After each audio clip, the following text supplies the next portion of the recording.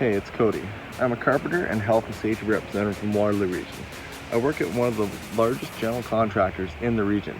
I'm extremely proud of what I do, but I reached a point in my career where I wanted to do more, to share my skills on a wider scale. You see, the trades are a very old school industry. Corporations are very conservative and humble in their communication. Let's be real, their work speaks for itself. I wanted to use this in my approach on how to tell my story, but ultimately how to market my ideas to this dinosaur of an industry. Since journalism marketing, I've experienced more support from the executives at my company and acknowledgement from my fellow tradesmen. Ultimately, sharing my content made it easier to relate to the people around me.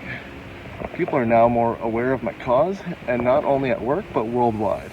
My cause has grown, the international work has picked up, I've grown a team, and the content we have created has been viewed at presentations in front of hundreds of executives and industry professionals. The content has also been viewed thousands of times online.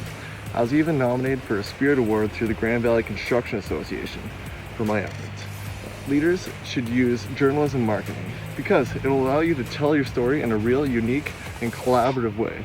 It will help you grow your goals and communicate better than ever before. How will you direct your story?